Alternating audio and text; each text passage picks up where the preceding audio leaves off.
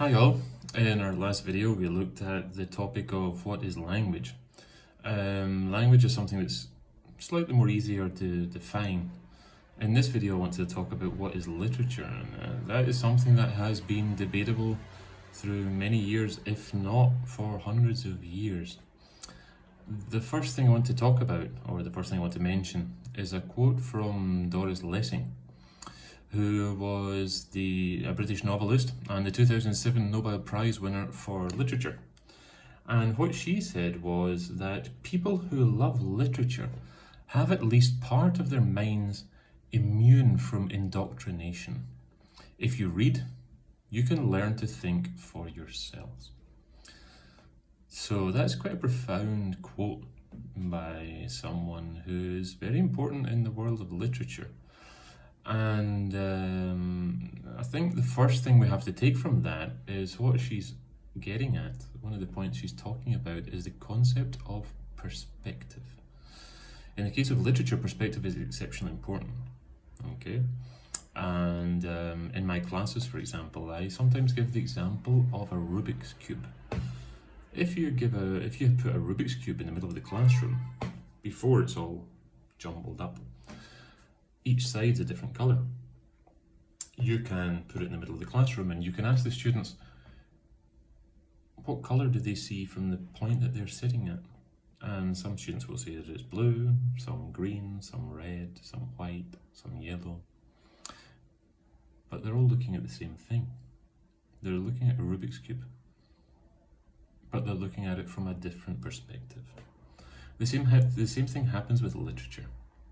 With literature here, we have the possibility to see events that transcend through history.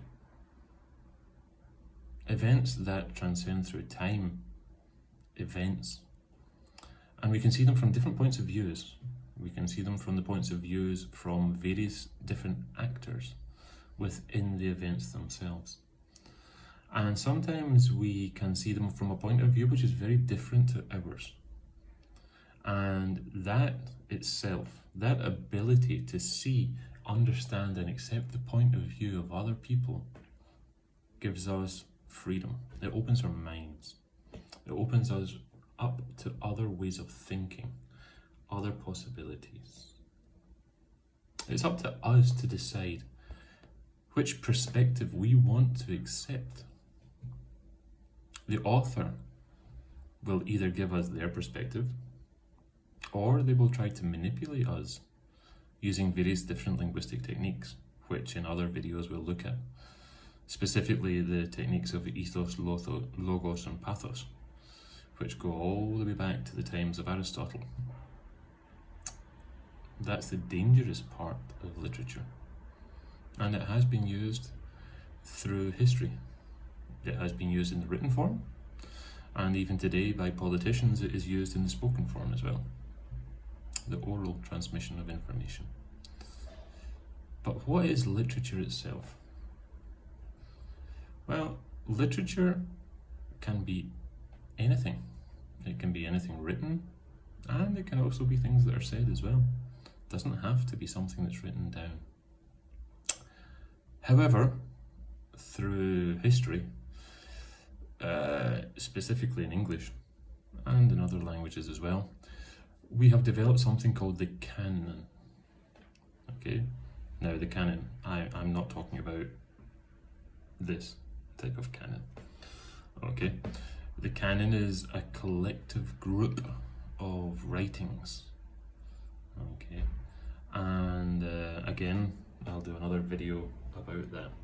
However, I want to give one definition of canon, which sums up quite nicely what the canon is. It's given by Elizabeth Goodman, and what she says is that the term the canon, at a very basic level, refers to the set of authors and literary texts that has been passed down from age to age, generation to generation, with a stamp of approval, with a reputation for being great. So the canon, until recently, might well have included only Homer, Dante, Chaucer, Milton, Shakespeare, and also perhaps Wordsworth and Dickens.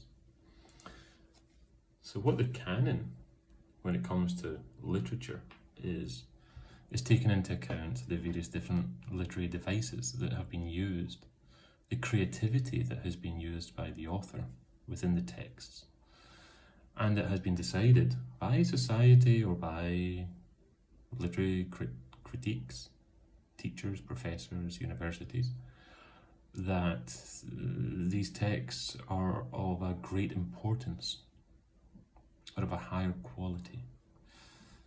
But does that actually make it literature? At the end of the day, it's also a cultural issue. If you ask someone, for example, from the United States, if they're trying to sell you something and you ask them for literature, they may give you a pamphlet or a leaflet that has information. They're not going to give you a book or an academic text. So at the end of the day, there is nothing that counts specifically as a criterion that decides what is literature and what is not. It's up to you.